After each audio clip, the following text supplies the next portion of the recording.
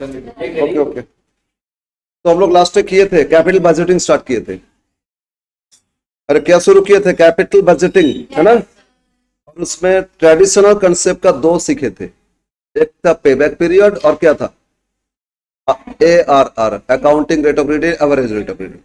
कुछ होमवर्क भी दिए थे सर, वो तो हम लोग नहीं किए। अभी क्या, इतना धूप है, इतना गर्मी है, दिमाग गर्म हो जाता है इसमें भी।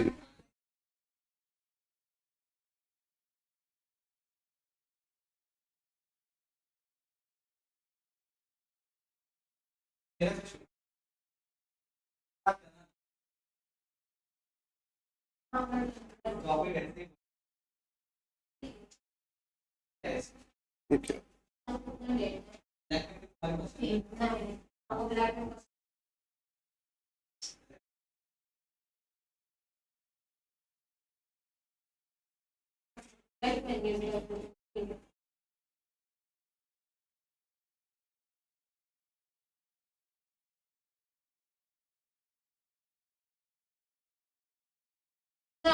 किसी का डेथ हो गया। किसका? क्यों?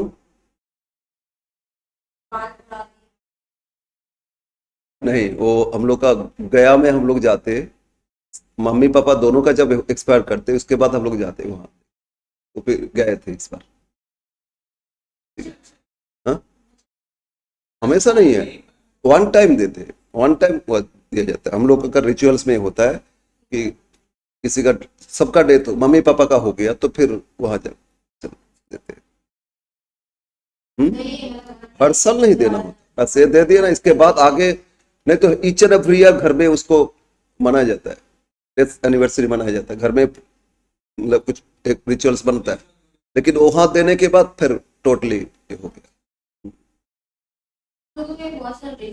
हाँ, वो तो सब। चलो स्टार्ट करते हैं कैपिटल बजटिंग, कैपिटल स्ट्रक्चर।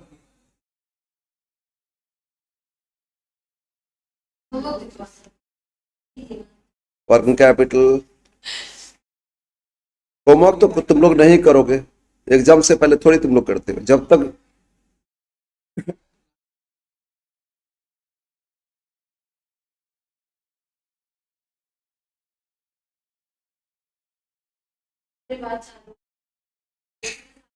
इसी चल रहे हो जाएगा, ठीक। Working capital management.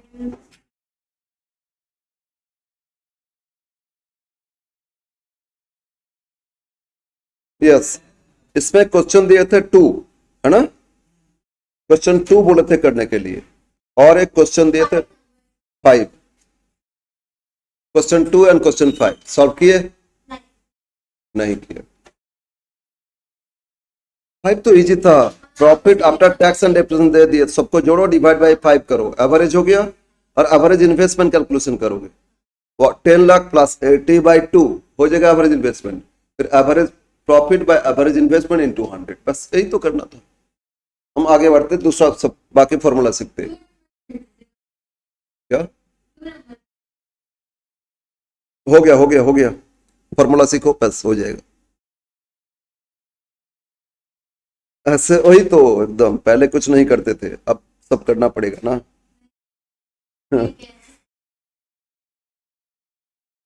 घर में बनाओगे होमवर्क, फिर नहीं होगा कॉपी हम चेक करेंगे, ठीक है? यस। हाँ हाँ। हेलो, वीडियो ऑन नहीं किए? एक मिनट, देखते देखते देखते देखते। ये इसको बुलाओ, तो उसको बुलाओ, ये क्या हो जाता है पता नहीं, समझ में। सर वीडियो तो ऑन है। वीडियो ऑन है, अब फिर वो बोल रहे वीडियो ऑन नहीं है। स्क्रीन ऑन है।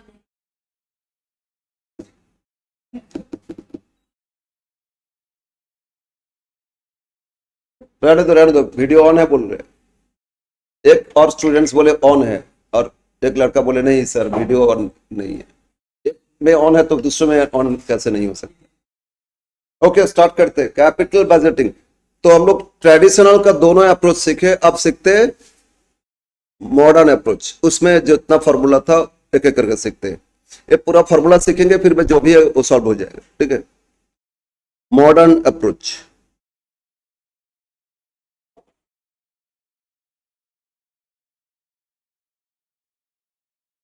और मॉडर्न अप्रोच के अंदर बहुत सारे था, इसका डिस्काउंटिंग अप्रोच भी बोले थे। तो इसमें फास्ट लिखे थे डिस्काउंटेड पेबैक। अच्छा पेबैक क्या था बोलो? मेरा इन्वेस्टमेंट कितना दिन में रिटर्न आ जाता है, कितना दिन में रिटर्न आता है, ठीक है ना, दैट इज पेबैक पीरियड। लेकिन यह डिस्काउंटेड पेबैक देखेंगे, और ये मॉडर्न इसलिए कि और साइंटिफिक है और लॉजिकल है। तो लिखो discounted payback period, discounted payback period method. तो इसमें भी अपना इन्वेस्टमेंट जो था इनिशियल वो कितना दिन में रिटर्न आएगा, लेकिन रिटर्न जो ले रहे हैं ना उसमें डिस्काउंटिंग फैक्टर अप्लाई करेंगे। क्यों? देखो समझो, से आज मैंने इन्वेस्ट किए, डिस्काउंटेड को समझते हैं पहले। आज मैंने इन्वेस्ट किए 10 लाख। कब इन्वेस्ट किए? इस दिन को, 0 डेज, आज इन्वेस्ट किए 10 लाख। हमको हर साल जो प्रॉफिट देगा ईयर एंड में देगा ना, तो एक साल बाद हमको CFAT दिए कितना? 2 लाख।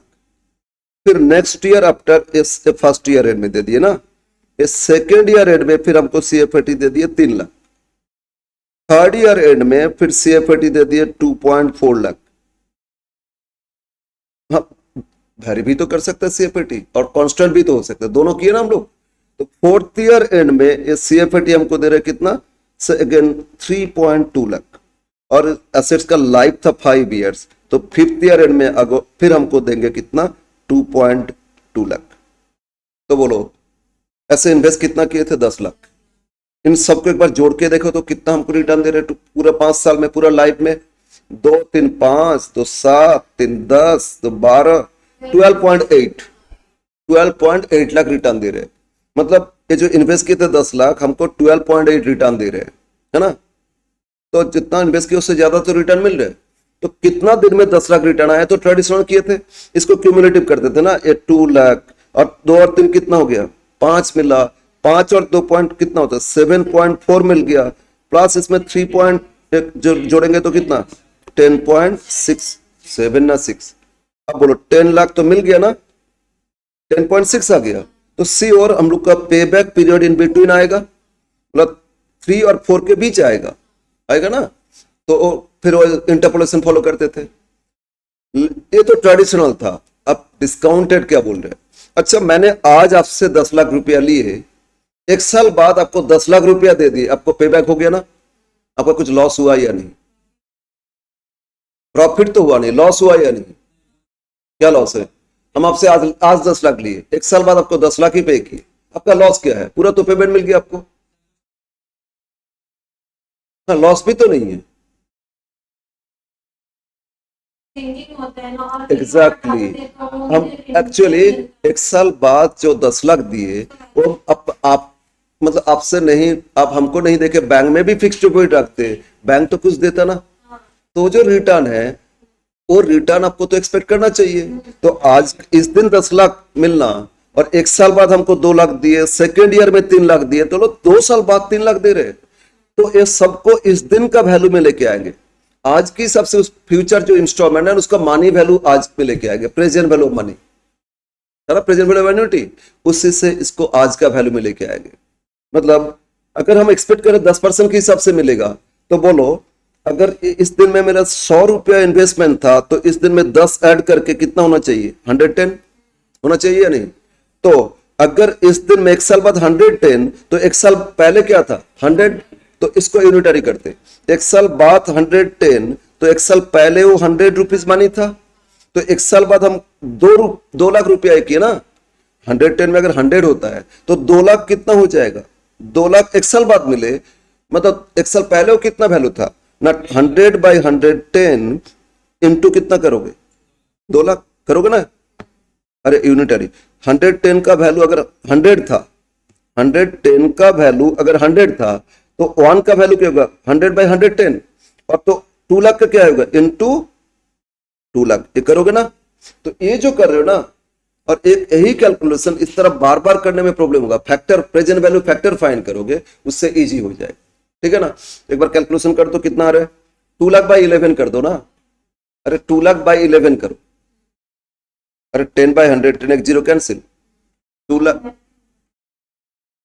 181, फिर 81, फिर 81 इस तरह आते गया, तो 81 फिर 8 आएगा तो 2 लिख लेते, मतलब सॉरी 8 लिख लेते। 1,81,818, मतलब एक साल बाद जो हम 2 लाख रुपया मिला ना, वो एक साल पहले जिस इन्वेस्ट किए थे उस दिन के हिसाब से उसका वैल्यू कितना मिला हमको?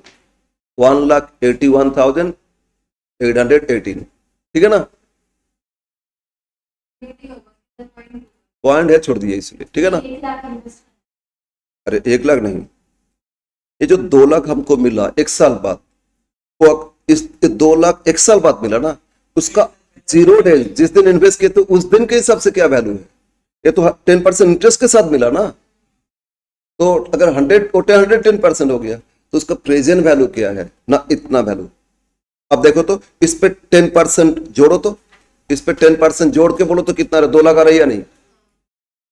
ना?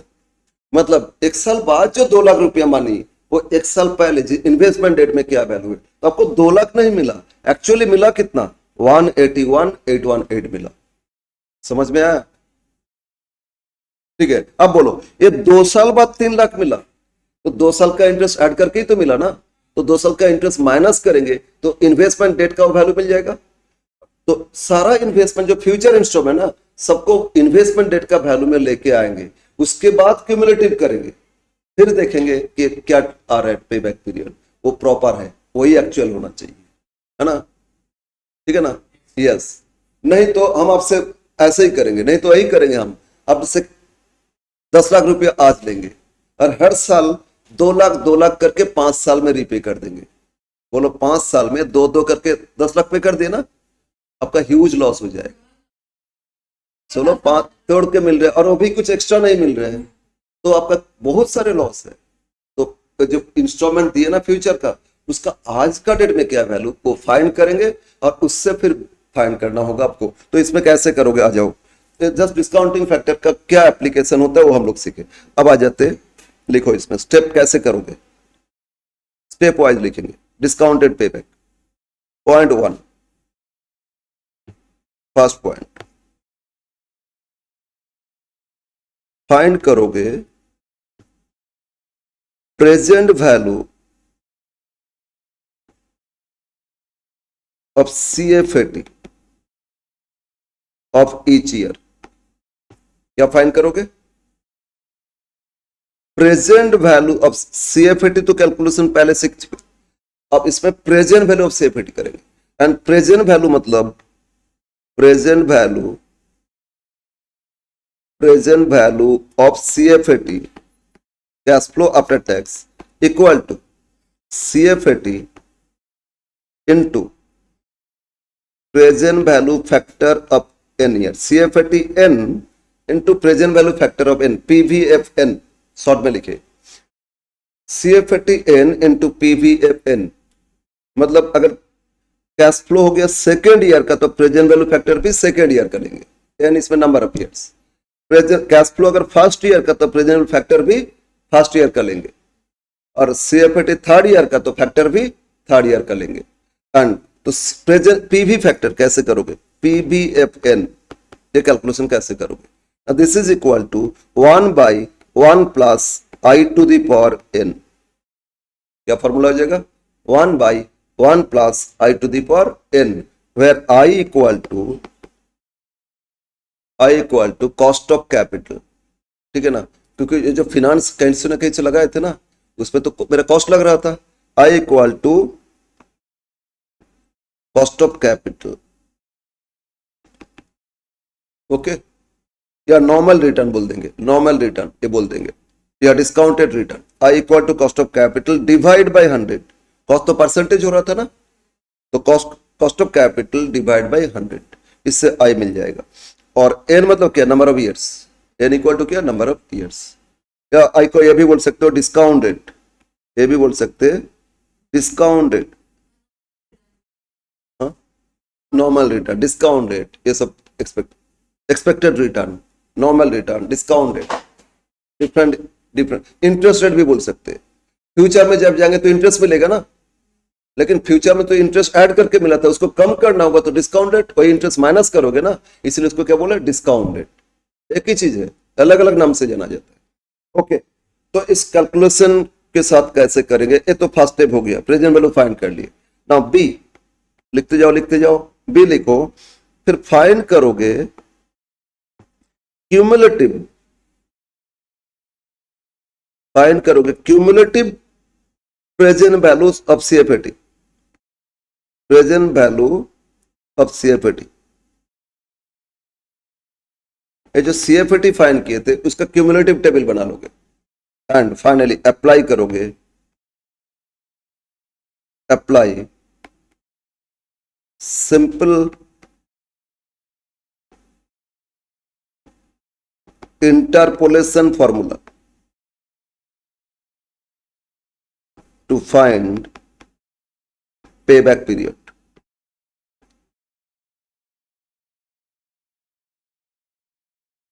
अब अप्लाई करोगे simple interpolation formula to find payback period. Yes, तो अब आ जाते एक क्वेश्चन स्टार्ट से लेंगे। उसमें ना दोनों है, एक ही क्वेश्चन में एक बार बोल रहे ट्रेडिशनल और एक डिस्काउंटेड पेबैक। यस, इतना लिखो, इतना लिख लो ना। अरे ये क्या हो गया, YouTube कैसे आ जाता है।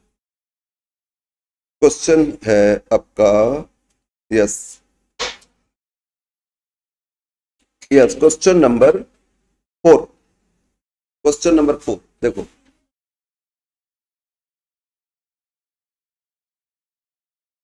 क्वेश्चन नंबर 4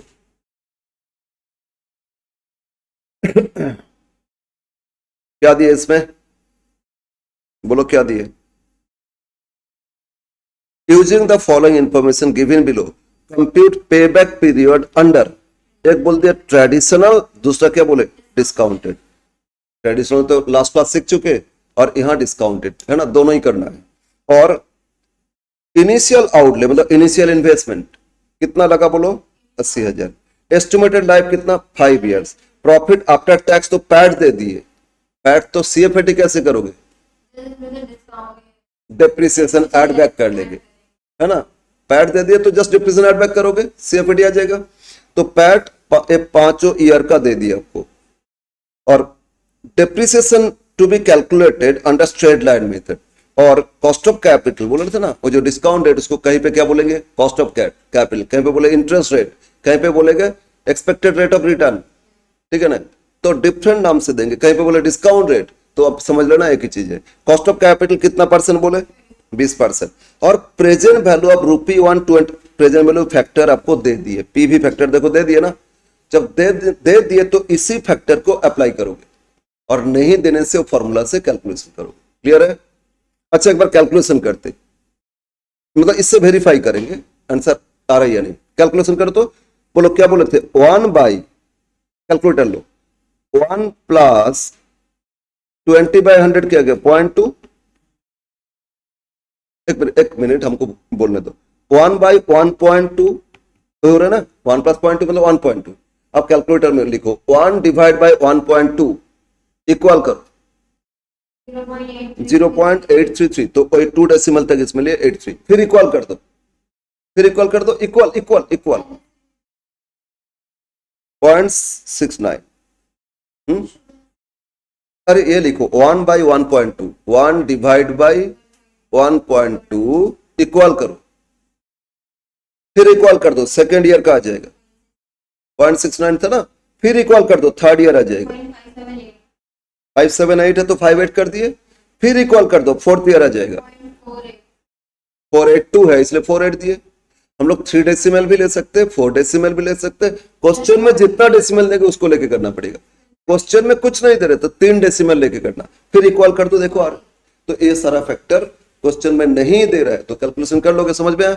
यस, अब हम लोग को टेबल करेंगे। यहां क्या बोले मैंने, यहां क्या बोले, डिस्काउंटेड पेबैक के लिए मैंने ये दिए थे, पहले तो सीएफएटी फाइंड करोगे, और ट्रेडिशनल में भी करते थे। इसके बाद उसका प्रेजेंट वैल्यू फाइंड करोगे। सीएफएटी के साथ हर साल का जो फैक्टर दे दिए थे ना, पीवी फैक्टर, फर्स्ट ईयर का CFAT first year factor into कर लो, second year CFAT second year factor into कर लो, तो क्या मिलेगा? प्रेजेंट वैल्यू ऑफ सीएफएटी मिल जाएगा ना। फिर इसको क्यूमुलेटिव टेबल कर लेंगे और क्यूमुलेटिव करने के बाद इंटरपोलेशन अप्लाई कर देंगे। Okay yes. तो क्वेश्चन 2 सॉरी कितना नंबर क्वेश्चन था? क्वेश्चन 3 सॉरी क्वेश्चन 4 है ना, question 4।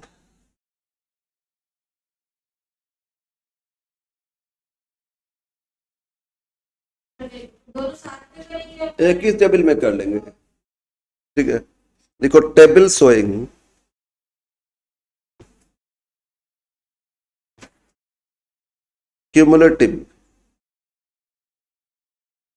cumulative CFAT and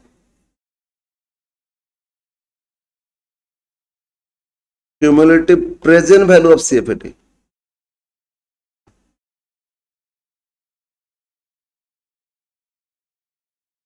Table showing cumulative CFAT and cumulative present value of CFAT.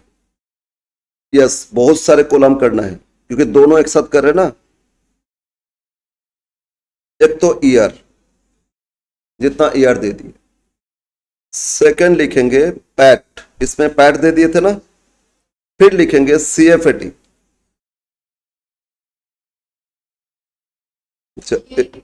Year, और क्वेश्चन में पैट दिए थे।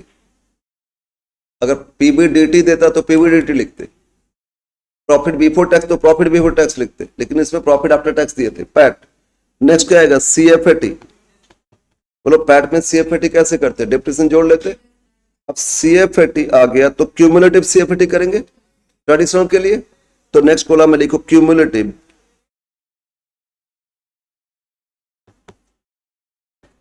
सीएफएटी।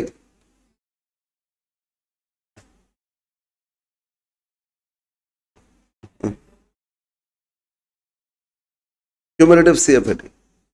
फिर इसमें करेंगे PV factor, present value factor, फिर PV CFAT, present value of CFAT, और cumulative C PV CFAT, cumulative present value of CFAT. बस इतना खुला।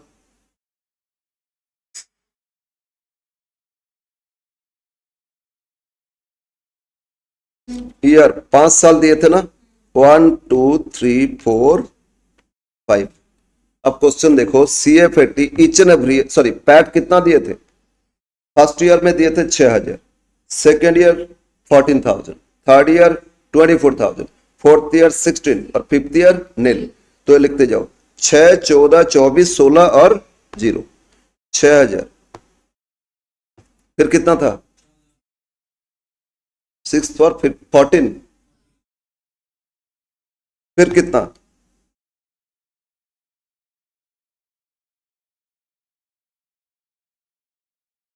6 हो गया, 14 हो गया, फिर 24, फिर 16 और 16 और लास्ट ईयर क्या था? नील। अब नीचे एक नोट करेंगे, depreciation per annum under SLM है ना, एसएलएम इक्वल टू, डिप्रेशन को तो ऐड करना होगा ना। अच्छा कॉस्ट कितना दिए थे? 80,000। बोलो क्वेश्चन पढ़ो, देखो कॉस्ट कितना दिए थे? 80,000, और स्क्रैप वैल्यू दिए नहीं। डिवाइड बाय लाइफ क्या है? 5 इयर्स। तो एनुअल डिप्रिसिएशन कितना रहे? 80,000 को 5 से डिवाइड करो, 80,000 टोटल कॉस्ट, स्क्रैप नील, तो 80,000 माइनस 0 तो 80,000, लाइफ 5 ईयर तो 16,000 एनुअल डिप्रिसिएशन, ठीक है ना। अब बोलो ये जो पैड दिए थे डिप्रेशन को जोड़ लोगे तो सीएफएटी आ जाएगा। सब में 16 जोड़ना है ना, तो बोलो 6 और 16 ऐड करोगे कितना आएगा? 22,000। 14 16 ऐड करोगे तो 30,000। 26 और 24 16 तो 40, 16 16 32 और 0 प्लस 16, तो हम लोग को सीएफएटी मिल गया, ठीक है ना। अब इसी सीएफएटी का क्यूमुलेटिव करेंगे क्योंकि ट्रेडिशनल पेबैक चाहिए। क्यूमुलेटिव तो क्या करते बोलो, सबको जोड़ लेते, नीचे वाले लास्ट ईयर कितना है 22,000, 22 में 30 ऐड करोगे तो 52, 52 में 40 ऐड करोगे तो 92, 92 में 32 ऐड करोगे तो 120 और 3 12 124, 92 प्लस 32 ऐड करो और 16 ऐड करोगे तो 140 बस एक क्यूमुलेटिव सीएफएटी आ गया, है ना। क्या फाइंड कर लिए? क्यूमुलेटिव सीएफएटी। यहां तक कोई प्रॉब्लम नहीं होना चाहिए। अब आ जाते डिस्काउंटिंग फैक्टर दे दिए थे क्वेश्चन में, प्रेजेंट वैल्यू फैक्टर देखो दे दिए थे।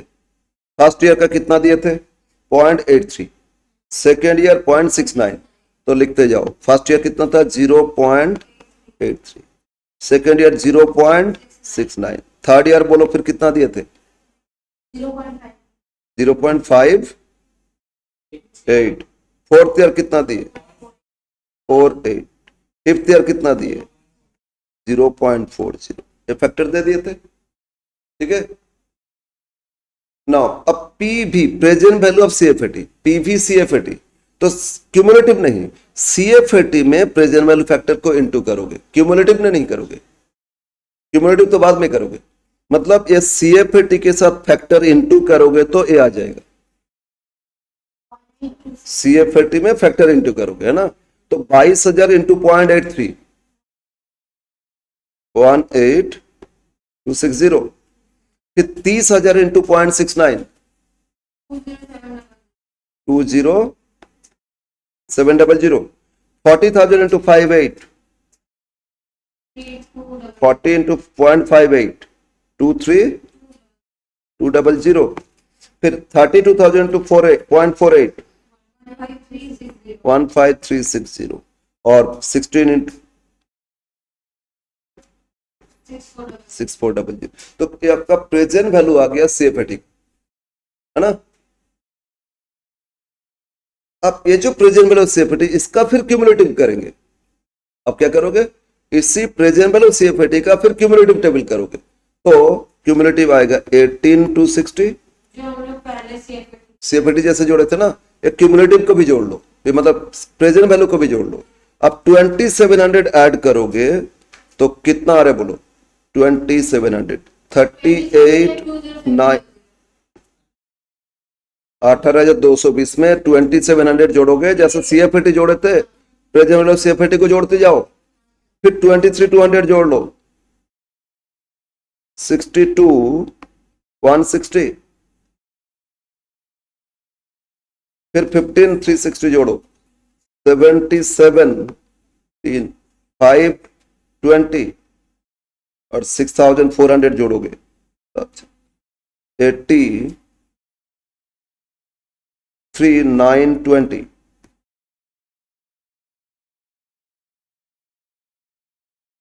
तो सीएफएटी क्यूमुलेटिव सीएफएटी, फिर present value of CFAT, cumulative present value of CFAT, बस ये हो गई, ठीक है। नाउ बोलो तो इसमें इनिशियल इन्वेस्टमेंट कितना था, ये जो मशीन 80,000, तो क्यूमुलेटिव टेबल में पहले ट्रेडिशनल क्यूमुलेटिव टेबल में 80,000 देखो इन बिटवीन आ गया, इधर आया ना 80,000, तो बोलो पेबैक पीरियड क्या आएगा 2-3 के बीच आ जाएगा, एक्स मान लेते जैसे किए थे लास्ट, तो नीचे आप कैलकुलेशन करते ट्रेडिशनल पेबैक पीरियड, ए पार्ट, ये टेबल हो गया, बस आप कैलकुलेशन करोगे। बोलो ये टेबल कंप्लीट हो गया ना। अब लिखो इसमें नीचे लिखो A part traditional payback period,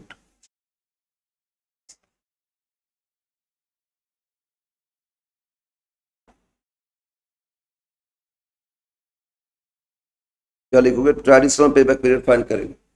late traditional payback period equal to x years or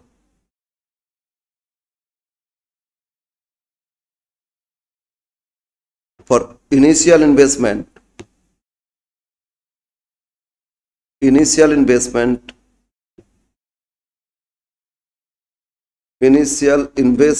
कितना था इनिशियल इन्वेस्टमेंट 80,000,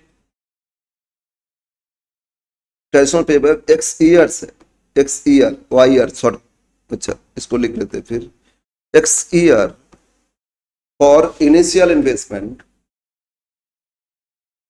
इनिशियल इन्वेस्टमेंट 80,000, कितना दिन में रिटर्न, यही तो देखोगे ना। By simple interpolation, by simple interpolation formula, क्या फॉर्मूला दिए थे, x minus above value by below minus above, और राइट हैंड साइड भी वही करोगे, तो x minus 2 divide by 3 minus 2, है ना।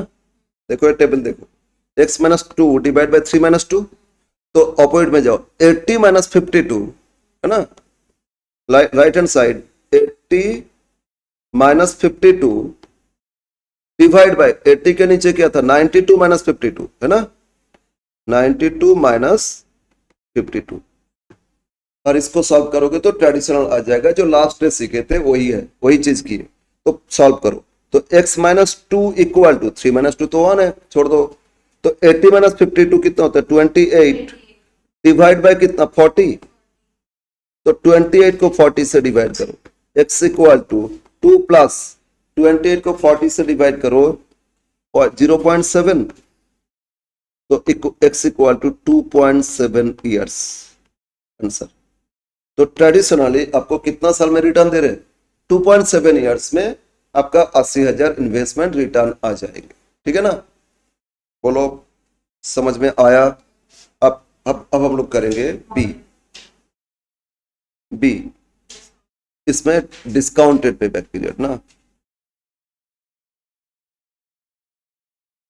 डिस्काउंटेड पेबैक पीरियड, तो डिस्काउंटेड पेबैक पीरियड, तो अब बोलो एक क्यूमुलेटिव प्रेजेंट वैल्यू को देखो, इसमें 80,000 आया कहां, इसमें आया इन बिटवीन आया, है ना, इसमें आ गया 80,000, तो मतलब ट्रेडिशनल तो बोल रहा था 2.7 ईयर्स में, लेकिन डिस्काउंटेड पेबैक बोल रहे नहीं, आपको उतना दिन में रिटर्न नहीं मिला, ये 4 और 5 के बीच रिटर्न मिला, है ना। अरे 80 कितना कौन किस में आया, इस इन बिटवीन आ गया ना, तो ये तो लास्ट में था, इसके बीच, तो 4 और 5 के बीच आ गया, तो इसको y मान लिए, उधर x मान लिए, तो इसलिए इसको y मान लिए, वही सेम इंटरपोलेशन। अरे y minus 4 by 5 minus 4 interpolation तो लगाएगा ना, ठीक है। तो अब लिखो let discounted payback period equal to y years for initial investment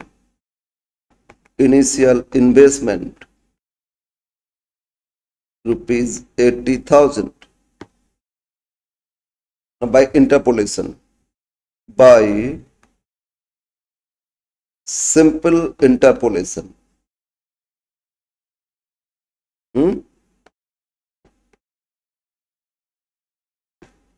तो बोलो y minus 4 divide by 5 minus 4, और राइट साइड 80,000 माइनस 80 के ऊपर क्या था बोलो 77520, एकदम इजी है ना फॉर्मूला इंटरपोलेशन, कितना था 77520 डिवाइड बाई क्या करोगे 83,920 माइनस 77520, ओके। अब इसको अप्लाई करोगे तो ये और आपका y minus 4 equal to 5 minus 4 छोड़ो, तो इसमें माइनस करोगे तो 2480 डिवाइड बाई यार 6400 डिवाइड बाई कितना 6400, तो y इक्वल टू माइनस 4, तो फिर 4 प्लस, अब डिवाइड करो 2480 बाई 6400 0.3875, तो 39 लिख सकते 2 डेसिमल तक, तो y इक्वल टू 4.39 ईयर्स। तो जहां ट्रेडिशनली पे बैक आपको 2.7 ईयर्स में मिला था, ठीक है, लेकिन मनी वैल्यू को मेजर करेंगे, फ्यूचर वैल्यू है ना, इन्वेस्टमेंट डेट के हिसाब से अगर मेजर किया जाए तो हमको रिटर्न एक्चुअली मिल रहा है 4.39 ईयर्स में मिल रहा है, ठीक है ना। यस, ये था डिस्काउंटेड पे बैक कैलकुलेशन। फिर तो डिस्काउंट ज्यादा प्रॉफिट ना डिस्काउंट से डिसीजन अच्छा होता है। मतलब बैंक से लोन लेके किए और प्रोजेक्ट से रिटर्न मिल गए, जितना इन्वेस्ट किए प्रोजेक्ट में उतना तो मिल गया हमको, थोड़ा ज्यादा मिला, लेकिन लोन इंटरेस्ट पे करने के बाद देखा मेरा पॉकेट से पैसे जा रहे हैं। मतलब डिस्काउंटेड करने के बाद देखो, ये अगर 83,000 मिला, अल्टीमेटली मिला इतना, मेरा इन्वेस्टमेंट कितना था, मतलब जिस दिन इन्वेस्ट किया तो उस दिन कमाने के हिसाब से हमको इतना रिटर्न मिला, तो थोड़ा सा प्रॉफिट है, थोड़ा सा प्रॉफिट है। कॉस्ट ऑफ कैपिटल देने के बाद तो आएगा एक्चुअली, अब नहीं देके थोड़ी कमा लोगे आप, तो कॉस्ट ऑफ कैपिटल तो कॉस्ट तो रिटर्न देना होगा उन लोगों को, तो देने के बाद कुछ सत्ता तक कमा पाओगे तभी ना बिजनेस ग्रो करेगा, ठीक है ना। तो इसीलिए वो इसको मेजर करना चाहिए। समझ में आया? बेटर होगा ये डिसीजन लेना, इसीलिए मॉडर्न अप्रोच है। आजकल मार्केट में टिकना उतना आसान नहीं है। पहले क्या होता था, घर में सामान बनाते थे, लेबर कॉस्ट भी जोड़ते नहीं थे, हम खुद बनाते थे ना, मटेरियल्स का दाम और सब जोड़ के प्रॉफिट एक करके बेचते थे। लेकिन जमाना इतना डेवलप हो गया तो उससे मटेरियल्स कॉस्ट जोड़ने से टिक नहीं पाओगे। खुद बनाओ तो भी आपको लेबर कॉस्ट सब कुछ को जोड़ के करना पड़ेगा। यस, लोग मेकिंग चार्जेस हाँ, खुद बनाते ना, मेकिंग चार्जेस कुछ भी ये करके कर लेते, लेकिन कोई और जगह बना के लेके आओगे तो फिर मेकिंग चार्जेस सब कुछ तो ऐड करके लेंगे ना। अब खुद बना रहे क्यों नहीं मेकिंग चार्ज ऐड करोगे? अपना श्रम अपना है इसीलिए नहीं करेंगे। यस एग्जैक्टली, अपॉर्चुनिटी कॉस्ट जिसको बोलते हैं, किसी और जगह हम काम कर देंगे तो उतना तो कमा लेंगे ना, किसी और से बना लेंगे, यही कंसेप्ट है। इसलिए कॉस्ट इवैल्यूएशन डिसीजन मेकिंग में ये सब बहुत इंपॉर्टेंट होता है। यस, मॉडर्न अप्रोच इसीलिए आया है। यस, आगे बढ़ते, तो हम लोग क्या सीखे, ट्रेडिशनल पेबैक भी सीखे और discounted payback. Discounted payback modern approach में डिस्काउंटेड सीखे। अब आ जाते हैं नेक्स्ट मेथड, ये तो हो गया ना। नेक्स्ट मेथड क्या सीखेंगे, net present value. Next method ये मॉडर्न अप्रोच का ही है। अब लिखो मॉडर्न अप्रोच का सेकंड, एनपीवी। एनपीवी मेथड, इसका फुल फॉर्म था नेट प्रेजेंट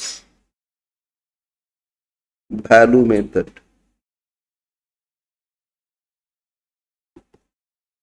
मॉडर्न अप्रोच, इसका second method net present value method. और ये मोस्ट इंपॉर्टेंट क्वेश्चन आपको इससे तो देगा ही देगा,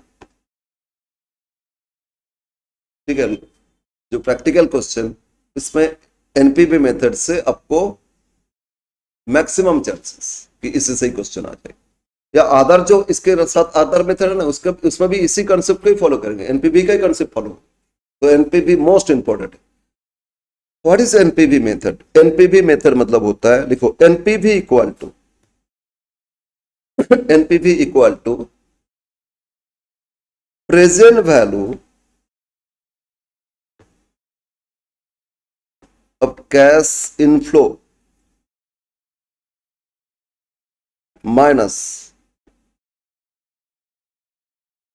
present value of cash outflow. Present value cash inflow minus present value cash outflow, जो भी बैलेंस आएगा उसको बोलोगे नेट प्रेजेंट वैल्यू। और ये पॉजिटिव है तो इन्वेस्टमेंट करो, नेगेटिव है तो इन्वेस्टमेंट नहीं करना चाहिए, आपका लॉस होगा सिर्फ।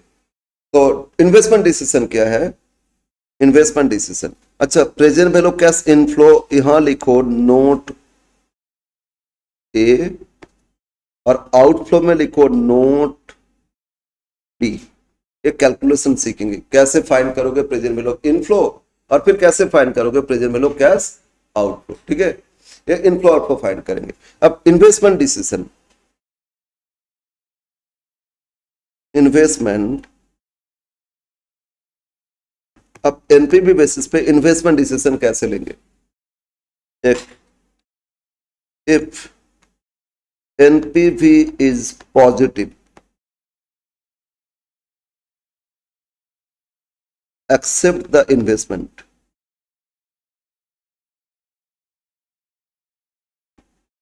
मतलब आप इन्वेस्ट करोगे, है ना। एनपीवी पॉजिटिव आया तो क्या करोगे आप, इन्वेस्ट करोगे, आपको प्रॉफिट देगा। B, if NPV is negative, obvious, reject the project, reject the investment, इसमें इन्वेस्टमेंट नहीं करना चाहिए आपको। अब मान लो ऐसा सिचुएशन है, एक प्रोजेक्ट नहीं है मेरे पास, तो 3-4 ऑल्टरनेटिव प्रोजेक्ट है, अब उसमें से करना है, ठीक है ना। हमको एक मशीन खरीदना है, एक प्रिंटिंग मशीन खरीदना है, मान लो प्रिंटिंग पब्लिशिंग का काम करते, और जापान का एक कंपनी बोला मेरा ये प्रिंटिंग मशीन लीजिए, ऑटोमेटिकली सब कुछ करके देंगे, लेकिन थोड़ा ज्यादा दाम है, ठीक है ना। और इसमें अच्छा प्रोडक्शन होता है, क्वालिटी अच्छा, सब कुछ अच्छा, और आपको कुछ नहीं करना, एआई जनरेटेड है, सिर्फ कुछ मतलब कमांड कर दोगे तो उसके हिसाब से वो सब कुछ करके दे देंगे। बोले ठीक है, बहुत अच्छा मशीन।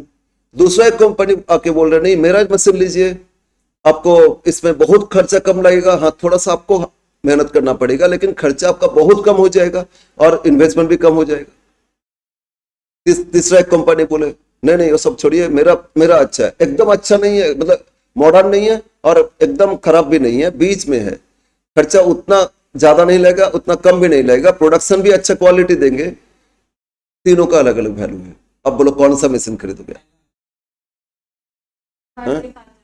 अच्छा, एक जापान वाला, एक चाइना वाला और एक जापानी वाला, बेटर है, थोड़ा वर्क हार्ड होगा और इन्वेस्टमेंट भी म्यूचुअली लगेगा। मीडियम आएगा ना।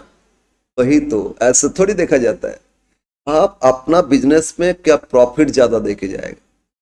ये वाला तीनों का एनपीवी फाइंड करेंगे, तीनों मशीन का एनपीवी फाइंड करेंगे। अरे ठीक है, लेकिन उस मशीन का दाम भी तो ज्यादा होता है, उसका मेंटेनेंस चार्जेस ज्यादा होता है, एक बार खराब होता है ना, रिपेयर करने के लिए फॉरेन से इंजीनियर बुलाना पड़ेगा, जैसे पता है, ये भी चीज है। सेकंड वाला तो क्वालिटी बहुत डिलेड है। मशीन मैन्युअली काम होता है, लेकिन उसमें तो हाँ प्रोडक्शन थोड़ा कम होगा, लेकिन मेंटेनेंस खर्चा तो बहुत कम हो जाएगा। इवन जो मेरा वर्कर्स है ना वही मेंटेन कर लेता है, कभी कभी देखो तो घर पे पुराना मशीन है तो वही ठीक कर लेता है, लेकिन आजकल का न्यू मशीन वो इंजीनियर को ही बुलाना पड़ता है, नहीं हम लोग नहीं कर पाते। पुराना टीवी देखो ना, पुराना टीवी आप घर का याद करो, पुराना टीवी पार्ट्स खराब हो गया, पार्ट्स चेंज कर लेते थे, लोकल वर्कर से हो जाता। आजकल टीवी खराब हो गया तो पूरा गया, उसका जो मेन है ना वो खराब हो जाता, तो क्या होता है पूरा उसको खरीदने में रिप्लेस करने जाएगा तो उससे न्यू टीवी आ जाएगा। तो यही तो प्रॉब्लम है आजकल, एकदम सब स्मार्ट टीवी नाम से, लेकिन उतना आउटपुट नहीं देता है। पुराना टीवी देखो अभी भी चल रहा है बहुत सारे घर में, पुराना कितना जमाना का वो टीवी अभी भी चल रहा है, लेकिन वो स्मार्ट टीवी खरीदना 2 साल बाद देखो सब इसका खराब हो गया। तो जो एआई जनरेटेड स्मार्ट है, लेकिन ऑटोमेटिक है, लेकिन प्रोडक्शन तो ठीक करेगा, लेकिन और उसका मेंटेनेंस चार्जेस बहुत ज्यादा बढ़ जाएंगे। तो सब कुछ देख के हम लोग इसीलिए तो सीख रहे हैं भाई, इन्वेस्टमेंट डिसीजन। तो उसमें तीनों का एनपीवी फाइंड करेंगे, इसमें जिसमें एनपीवी सबसे ज्यादा आएगा बस उसमें इन्वेस्ट करेंगे। पॉजिटिव होना चाहिए, नेगेटिव तो पहले रिजेक्ट हो जाएगा ना। तीनों में पॉजिटिव आ गया तो क्या करेंगे, जिसमें हाईएस्ट एनपीवी उसी को आप इन्वेस्ट करो। क्लियर है। तो अगर ऑल आर पॉजिटिव तो इस केस में कहां इन्वेस्ट करना है, जो हाईएस्ट है। यस, वो मतलब सबसे ज्यादा प्रॉफिट देके जाएगा, हाईएस्ट एनपीवी में तो हाईएस्ट प्रॉफिट देके जा रहे हैं। तो ऐसे उससे बंद होगा नहीं होगा, अरे नहीं ऐसा तो होता नहीं है। देखो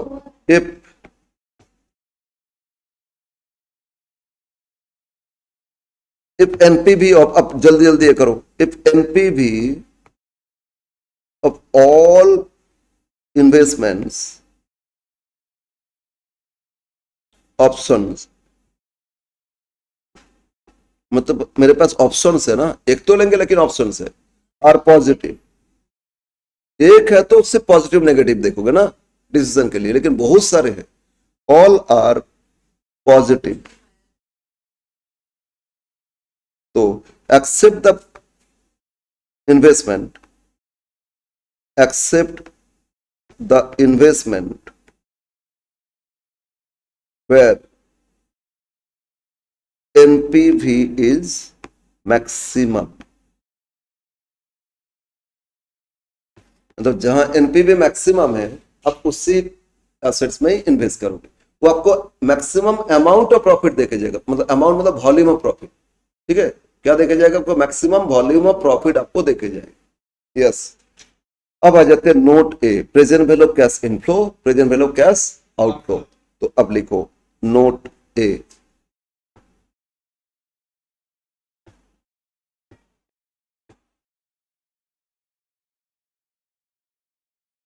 present value of cash inflow equal to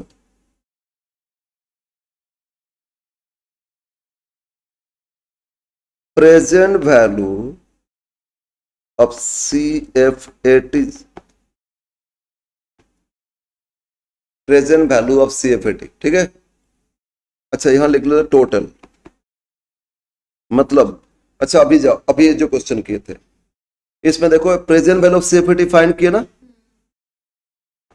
ये present value of CFAT find किए थे, तो इन सबको जोड़ के आया था ना, क्यूमुलेटिव नहीं करना, सिर्फ जोड़ लो टोटल आ जाएगा। और इतना ही तो आएगा ना, ये जोड़ के क्यूमुलेटिव कर रहे थे, इसमें क्यूमुलेटिव नहीं, तो पूरा जोड़ के देख लो कितना है। तो प्रेजेंट वैल्यू ऑफ CFAT सबको जोड़ के टोटल आ जाएगा ना, तो ये आप फाइंड कर लोगे। ऑब्वियस बात है, तो सीख चुके प्रेजेंट वैल्यू ऑफ CFAT कैसे करोगे, CFAT of each year into factor present value factor of year, है ना, इनटू कर लोगे तो आ जाएगा, और सबको जोड़ लोगे। ओके, नेक्स्ट इसके साथ कुछ और ऐड करेंगे। क्या ऐड करेंगे? प्रेजेंट वैल्यू ऑफ CFAT, इसमें ऐड और क्या करना होगा? प्रेजेंट वैल्यू ऑफ स्क्रैप, जिस मशीन में इन्वेस्ट किए, लाइफ 5 इयर्स, 5 इयर्स आफ्टर अगर वो मशीन को एज ए स्क्रैप भी बेच के कुछ मिलता है, वो भी तो इनफ्लो हो रहा है ना, वो भी 5 साल हमको प्रॉफिट देके जाएगा, 5 साल बाद बेचेंगे कुछ तो मिलेगा ना, वो कब मिल रहा है? 5 साल बाद मिल रहा है, तो उसका भी प्रेजेंट वैल्यू फाइंड करेंगे। जो भी फ्यूचर में मिल रहा है उसका ऑलवेज आज का डेट का वैल्यू फाइंड करेंगे। ठीक है ना, तो इसमें कैसे आएगा ना, स्क्रैप वैल्यू, हाँ वही तो स्क्रैप वैल्यू, मशीन बेचने से कितना मिलेगा उसी को तो स्क्रैप वैल्यू बोलते हैं, मल्टीप्लाइड बाय, इससे क्या मल्टीप्लाई करोगे? Present value factor of last year, क्योंकि बेचेंगे तो लास्ट ईयर में, तो फैक्टर भी क्या लेंगे? लास्ट ईयर का। लाइफ 5 ईयर तो 5th ईयर का फैक्टर करेंगे ना, एसोस का लाइफ 10 ईयर तो 10th ईयर आफ्टर ही तो बेचोगे, तो 10th ईयर का फैक्टर लेंगे, इन मल्टीप्लाई करोगे PV factor of last year, मतलब एंड ऑफ लाइफ, तो ये मल्टीप्लाई करोगे तो प्रेजेंट वैल्यू ऑफ स्क्रैप मिल जाएगा। ओके, अगेन एक और चीज ऐड होता है, एक और चीज मिलेगा आपको। क्या रिटर्न मिलेगा? हम लोग कोई भी एसेट्स जब खरीदते, एसेट्स में खरीदने के बाद उस एसेट्स में प्रोडक्शन करते तो वर्किंग कैपिटल लगता है। वर्किंग कैपिटल जो लेबर काम करेंगे उनको सैलरी वेजेस देना है, फिर मटेरियल्स खरीदना है, तो वर्किंग कैपिटल एक बार लगाएंगे, उस साइकिल के हिसाब से आगे चैप्टर पर करेंगे वर्किंग कैपिटल, वो एक एक साइकिल के बाद वो रिटर्न आ जाता है और फिर उसी में लग जाता है, मतलब प्रोडक्शन किए बेचेंगे पैसा आ जाएगा, फिर उसी को प्रोडक्शन में लगा देंगे, तो ईयर आफ्टर ईयर चलते जाता है। लेकिन जब मेरा लाइफ मशीन का लाइफ एंड हो गया, वो साइकिल खत्म, वो पैसा भी तो रिटर्न आएगा, मतलब वर्किंग कैपिटल जो लगाए थे वो भी क्या होगा? रिटर्न आ जाएगा वर्किंग कैपिटल। तो इसमें ऐड करेंगे वर्किंग कैपिटल, ये लिख सकते हो return of working capital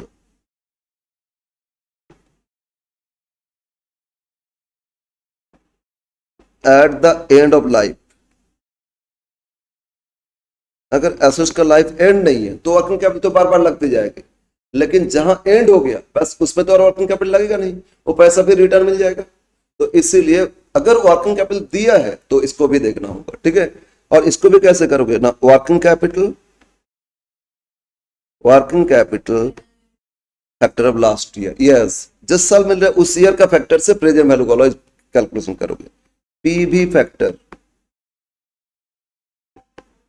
of last year, अब इन तीनों को ऐड कर लोगे तो आपको मिल जाएगा present value of cash inflow, ठीक है ना, present value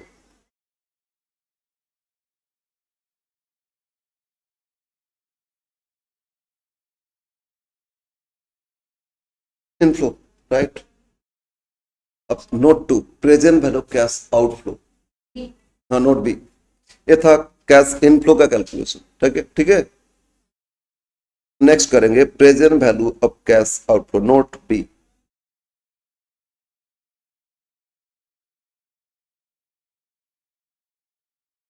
present value of cash outflow, present value of cash inflow and present value of cash outflow, and present value of cash outflow equal to, what is present value of cash outflow?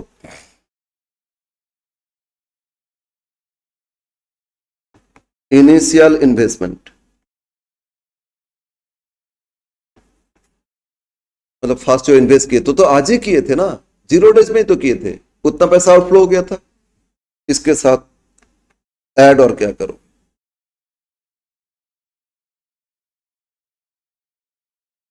Present value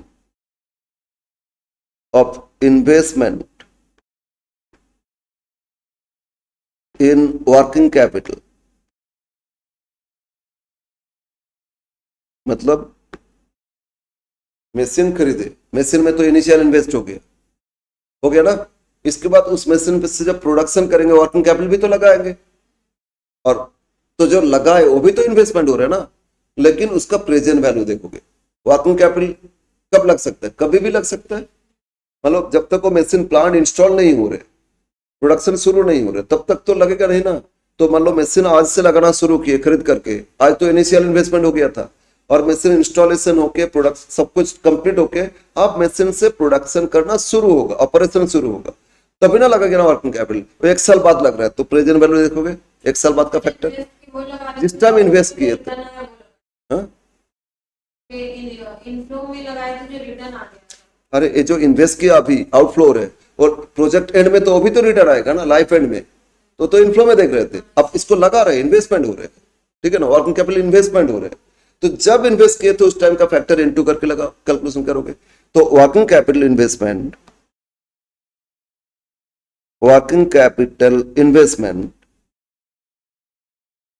multiply करोगे PV factor, कौन सा year का, for the year of investment, कौन सा year में working capital invest कर रहे हैं, जिस टाइम करेंगे 1 साल बाद करेंगे तो फर्स्ट ईयर का फैक्टर है ना, 2 साल बाद वर्किंग कैपिटल में लगेगा तो सेकेंड ईयर का लगेगा, जब इन्वेस्ट करोगे उस टाइम का लगेगा। और इसको इनिशियली कर दिए तो इनिशियल हो गया, तो इनिशियल में ही तो इंक्लूड हो जाएगा ना, मशीन कॉस्ट के साथ वर्किंग कैपिटल भी इनिशियल हो गया, उसी में ऐड हो जाएगा, उसमें प्रेजेंट वैल्यू नहीं करना हो, लेकिन उसको बाद में कभी भी लगेगा तो ऐड कर दोगे।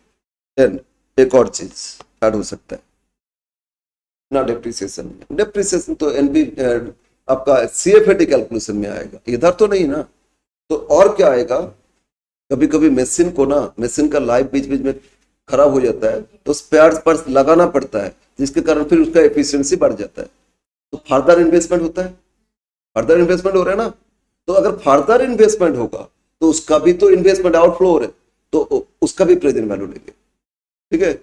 हो सकता है इसमें बोल दिए मशीन अभी लीजिए 4-5 लाइफ तो 10 ईयर्स है, लेकिन 5th ईयर में इसका मशीन में इस पार्ट्स को रिप्लेस करना होगा, उसके लिए इतना रुपया लगेगा आपको, तो फर्दर इन्वेस्टमेंट होगा ना, तो वो भी आएगा इसमें, मतलब मेरे से जितना जा रहा है इन्वेस्टमेंट वो देखा जाएगा, और इनफ्लो तो क्या आ रहा था वो देख रहे थे, तो इसमें लिखोगे present value of further investment, क्या लिखोगे, present value of further investment,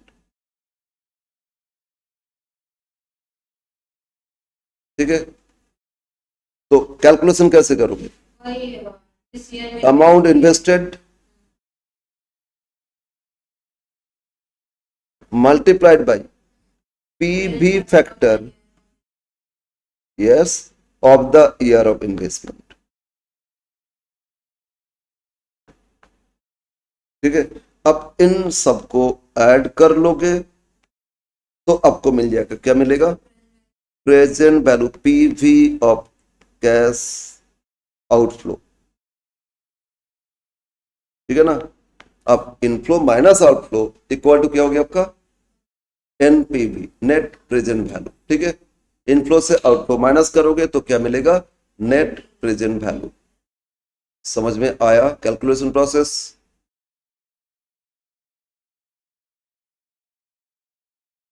जैसे अभी हम लोग एक क्वेश्चन सॉल्व किए तो उसमें मॉडर्न का मेंशन था कि डिस्काउंट वैसे रहेगा। क्वेश्चन में डिस्काउंटिंग फैक्टर दे देंगे तो समझ लेना कि फिर यार, ठीक है ना।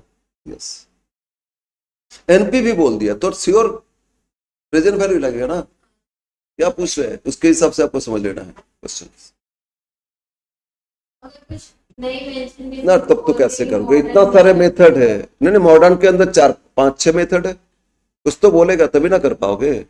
ट्रेडिशनल तो उसमें भी तो 2 है, तो वो मेंशन करेगा क्वेश्चन में, ठीक है। यस, आप एग्जाम्पल लेते,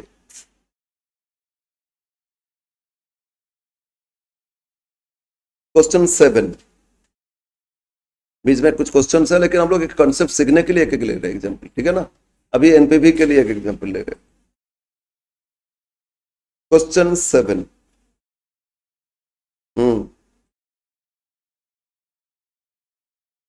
अल्फा लिमिटेड, देखो question, alpha limited considering purchase of new machine, और उनके पास 2 अल्टरनेटिव ऑफर आया, एक मशीन है और एक मशीन बी, और have been suggested each costing, दोनों में कॉस्ट सेम है, कितना, 4 लाख, और रिक्वायर्ड 30,000 एडिशनल वर्किंग कैपिटल लगेगा। वर्किंग कैपिटल कब लगेगा, फर्स्ट ईयर एंड में, और the earning after tax expected दे दिए। एक्चुअली अर्निंग आफ्टर टैक्स तो पैड दे दिए ना, लेकिन यहां बोल दिया कैश फ्लो, मतलब इनफ्लो ही दे दिए, सीएफएटी दे दिए, मतलब कैश कैश प्रॉफिट ही दिया आपको। यहां बोल दिया ना कैश फ्लो, मशीन ए का और मशीन बी का। मशीन ए से सीएफएटी कितना आएगा first year, 40, 120 and so on, 5 years का दे दिए, और मशीन बी से भी इतना इतना सीएफएटी आएगा। Company is large, target of return on capital, मतलब कॉस्ट ऑफ कैपिटल दे दिए ना 10%, तो डिस्काउंट रेट दे दिए, सब सिंपल, तो प्रेजेंट वैल्यू ही लगेगा। And on this basis, you are required to compare the profitability of the machine and state which alternative you consider financially profitable, और a discount factor दे दिए, present value factor 5 साल का दे दिए, सब ठीक है ना। तो कहीं पे क्वेश्चन में फैक्टर दे देता है और कहीं पे नहीं देने से कैलकुलेशन कर दोगे। ओके, तो हम लोग दोनों मशीन का क्या फाइंड करेंगे, एनपीवी, प्रॉफिटेबिलिटी बोल रहे हैं ना, तो क्या बोले थे, जहां एनपीवी ज्यादा तो वॉल्यूम में प्रॉफिट ज्यादा होता है ना, प्रॉफिटेबिलिटी, तो इसीलिए एनपीवी फाइंड करोगे दोनों का, मशीन ए का भी और मशीन बी का भी, राइट। ओके, हाँ, इसके बाद एनपीवी जिसमें ग्रेटर होगा उसमें इन्वेस्ट करें। यस, कितना नंबर क्वेश्चन है, 7, question 7।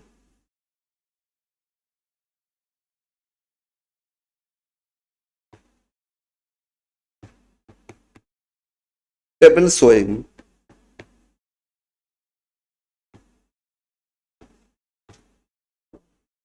NPV, directly NPV find करेगा ना, तो एनपीवी ले of machine A and machine B, table showing NPV of machine A and machine B.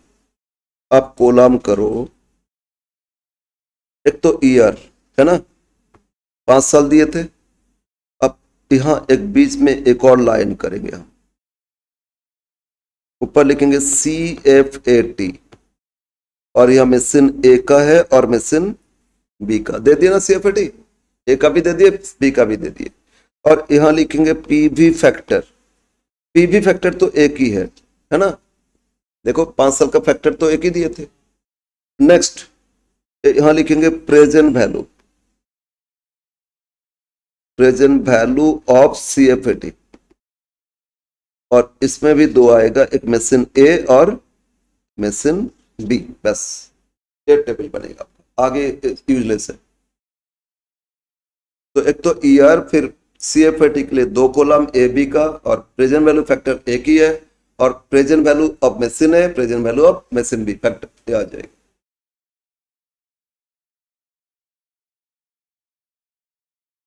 Year में लिख दो 1 2 3 4 5 ईयर्स था।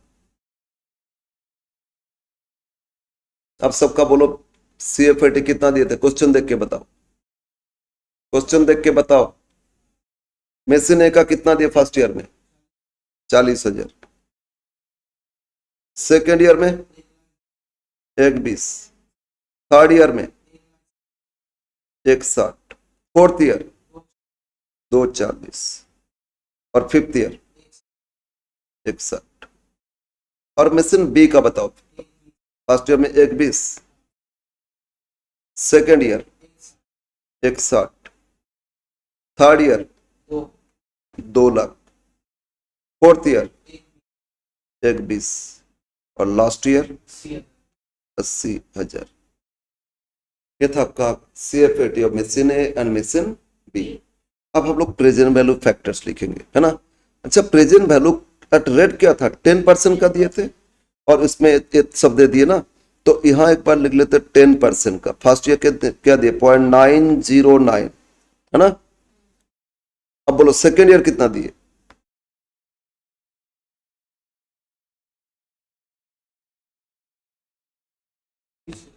अरे फैक्टर बोल रहे हैं 0.826।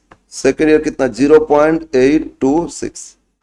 फिर थर्ड ईयर देखो 0.751। थर्ड ईयर कितना? 0.751। फिर फोर्थ ईयर कितना दिए? 683 और लास्ट ईयर कितना दे? 0.621। तो ईच एंड एवरी ईयर का फैक्टर आपको दे दिए और फैक्टर लिख लिए। अब बोलो क्या करना है? फैक्टर से इंटू करोगे। मेसिन ए के साथ ए का जो CFAT उसमें फैक्टर इंटू करोगे तो ए का आ जाएगा और बी के साथ करोगे तो बी का आ जाएगा। पहले ए का करो। अब 40,000 इंटू 0.909, 40,000 इंटू 0.909,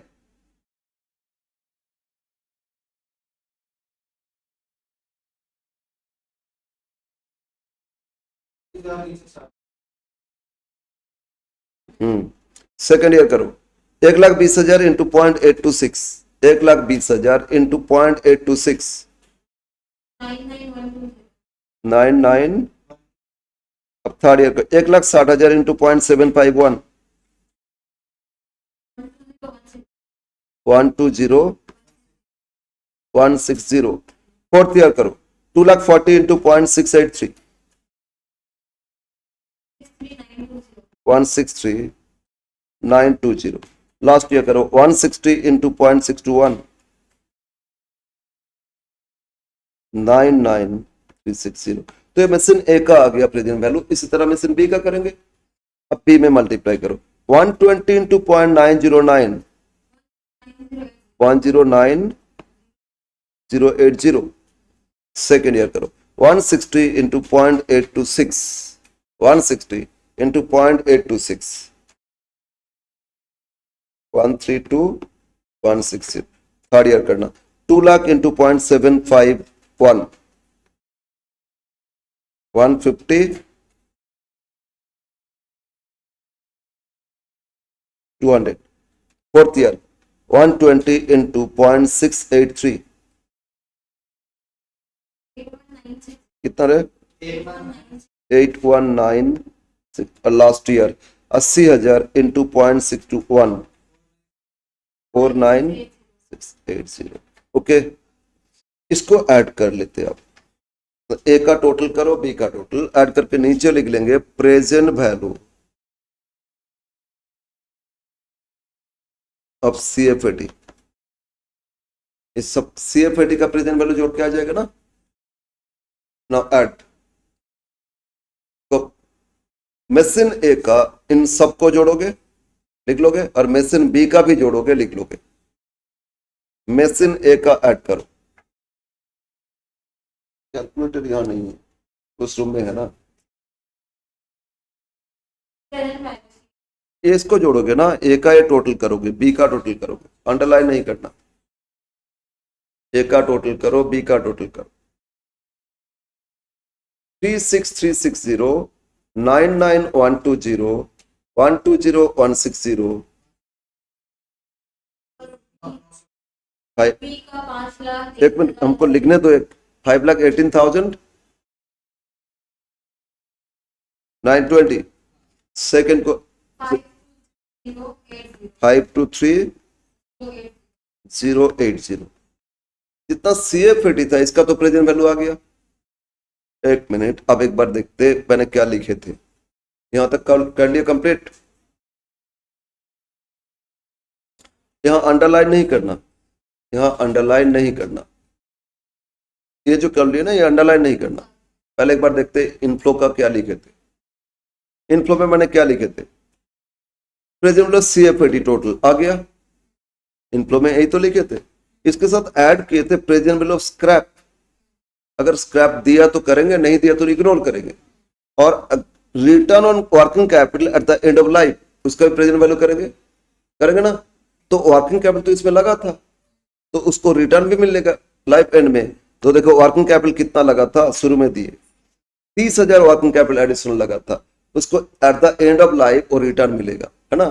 तो लिखोगे, हाँ ऐड करेंगे, इसी के साथ ऐड कर लेंगे, हो जाएगा। ऐड कर लेंगे, क्या ऐड करोगे, present value of working capital at the end of life, है ना। तो बोलो वर्किंग कैपिटल कितना, 30,000 रिटर्न मिलेगा, एंड ऑफ लाइफ मतलब 5th ईयर, तो 5th ईयर का फैक्टर क्या था 6 to 1, बोलो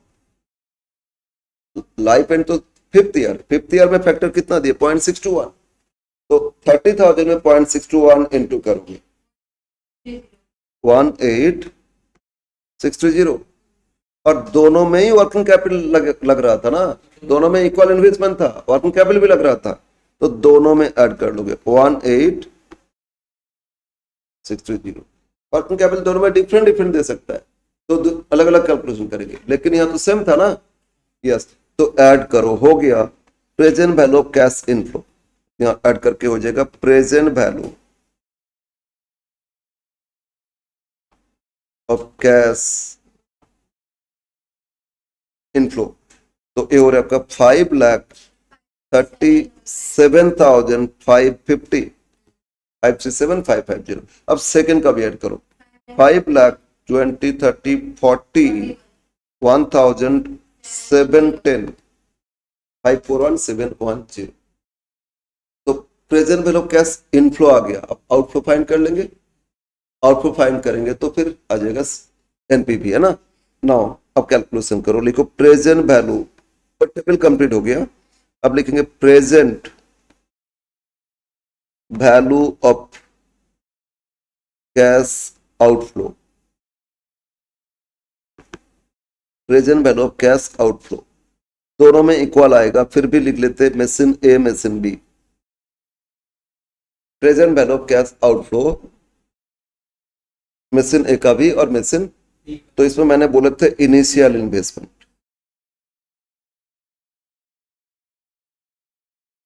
अब बताओ मशीन दोनों का कॉस्ट क्या दिए थे स्टार्टिंग में, दोनों का ही कॉस्ट 4 लाख करके दिए, तो डिफरेंट होता तो डिफरेंट अमाउंट लिखते, तो इसमें 4 लाख दोनों में लिख लेंगे, इसलिए बोले दोनों में सेम आएगा, इक्वल इन्वेस्टमेंट था।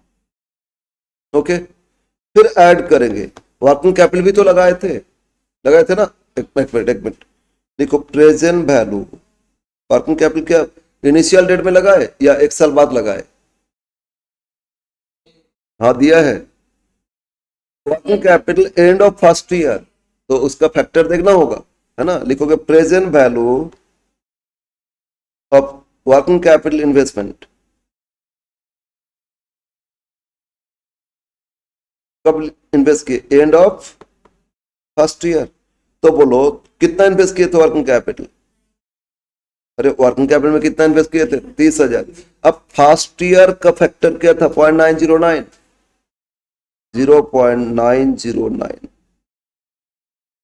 270 27270 27270 270, इसमें भी 27 दोनों में इक्वल है।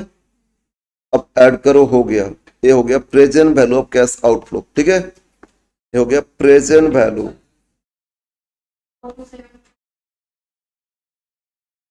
Cash outflow. इसमें 427 270 427270। अब आउटफ्लो इनफ्लो दोनों का डिफरेंस, देखो एनपीवी इक्वल टू क्या बोले थे, फॉर्मूला एक बार लिख लोगे, present value of inflow minus present value of outflow. तो for machine A, for A NPV equal to, बोलो ए में इनफ्लो कितना था 537 550 और आउटफ्लो कितना 427 270। ये ए का हो जाएगा, माइनस करो, पॉजिटिव आ रहा है 10,000 सॉरी 110 110 280, यस 110 280 पॉजिटिव हो गया ना।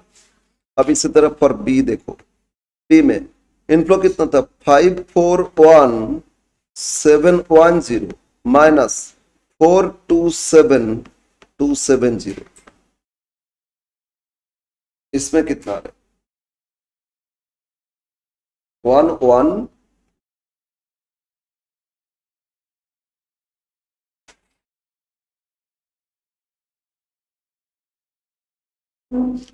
114।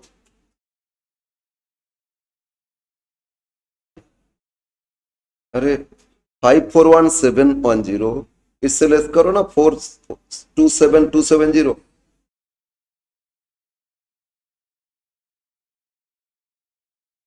दो 400,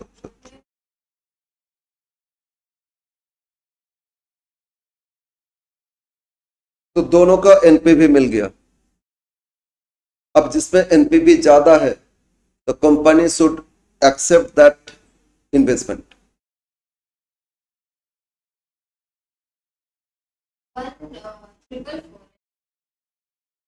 11440 आगे 40 है, ठीक है। तो बोलो कौन सा प्रोजेक्ट, कौन सा मशीन में ज्यादा, second, as NPV machine B is maximum, तो company should buy machine B, है ना, for maximum profit. As NPV of machine B is maximum, so company should buy machine B for maximization of profit।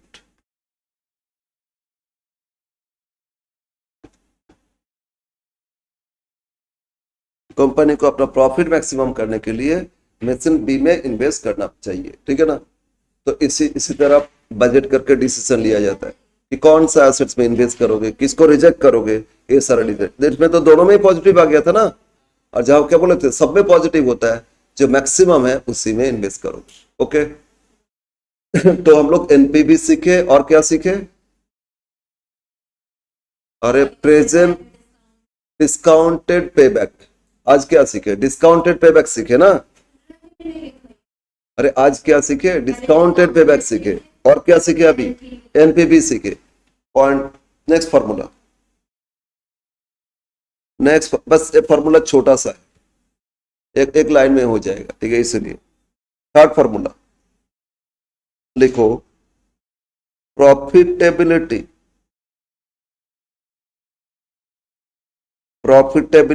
Index method, short में pi method.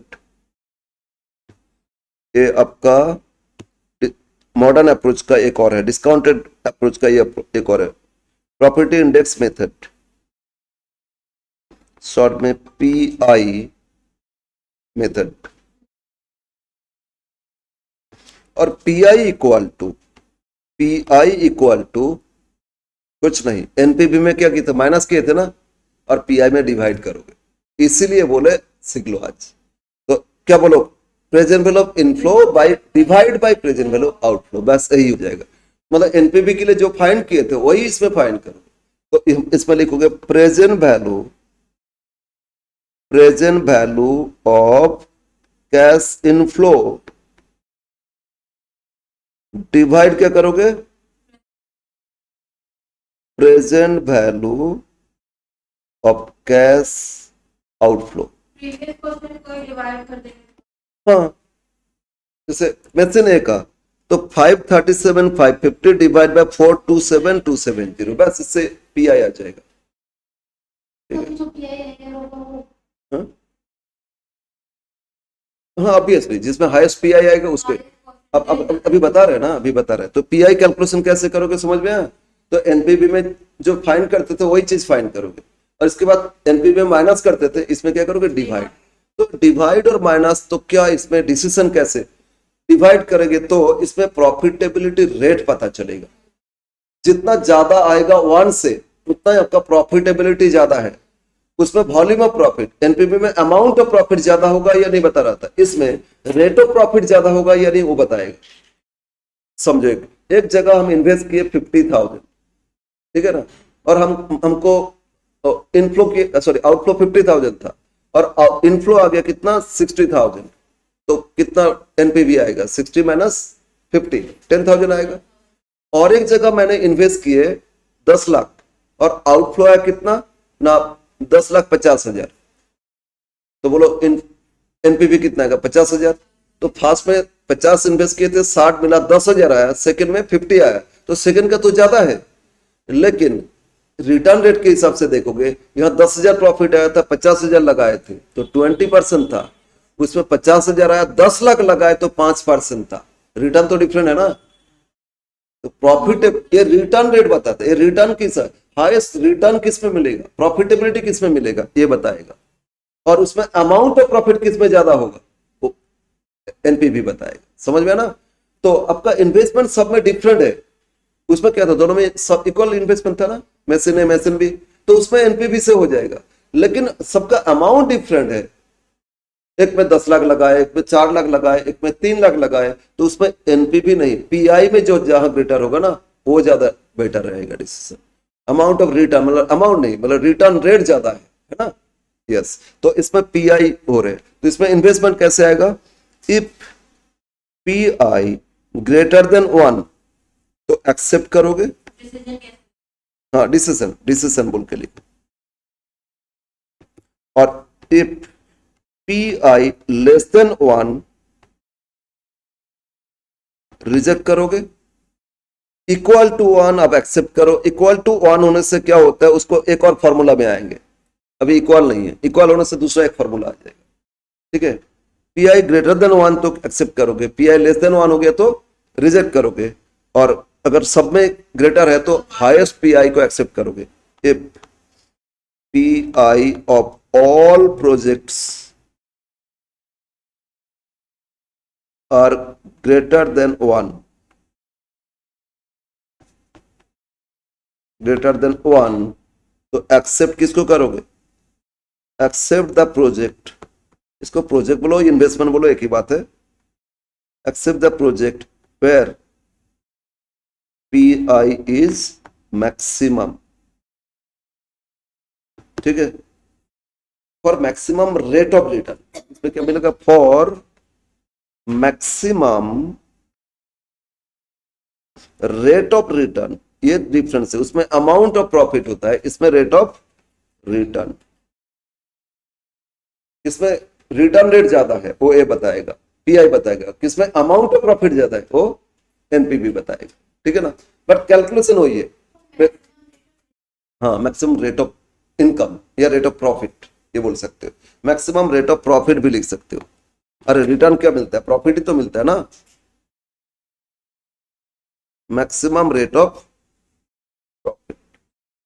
Yes, देखिए तो उसमें 5 आ रहा था और B में 1 to 5 1 पॉइंट, हाँ 1.5 6 दूसरे में ज्यादा आएगा। 7 हाँ ठीक है, बस ऐसे ही कैलकुलेशन चूज होता है। करेंगे। तो मतलब एनपीवी सीख लिए तो पीआई भी सीख लिए, एक प्रकार का हो गया ना। तो बस ये था हम लोग का कुछ पार्ट आज हो गया। नेक्स्ट है कुछ और फॉर्मूला है वो हम लोग सीखेंगे। नेक्स्ट क्लास में कुछ और फॉर्मूला सीखेंगे। ऐसा नेक्स्ट क्लास तो टैक्स का है, संडे टैक्स का है ना। ओके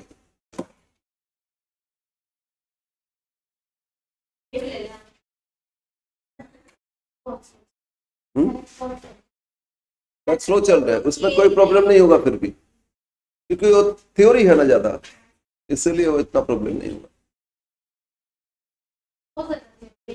हाँ ये क्या हो गया, अरे थ्योरी है, हम तो अभी तो डिस्कस करेंगे, क्यों नहीं करेंगे, बिना थ्योरी कैसे। इसको बुलाओ, एक बार उसको ये करो तो, यहाँ क्या हो जाता है कुछ समझ में नहीं आता। Stop sharing. उनको नॉक करें।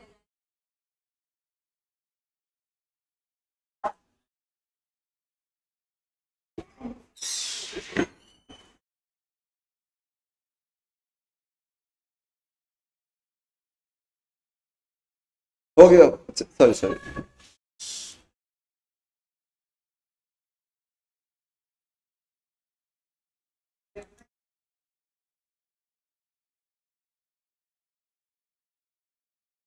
सर कोई तो नहीं है, नहीं है अगर बात हमें तो भेज 22,000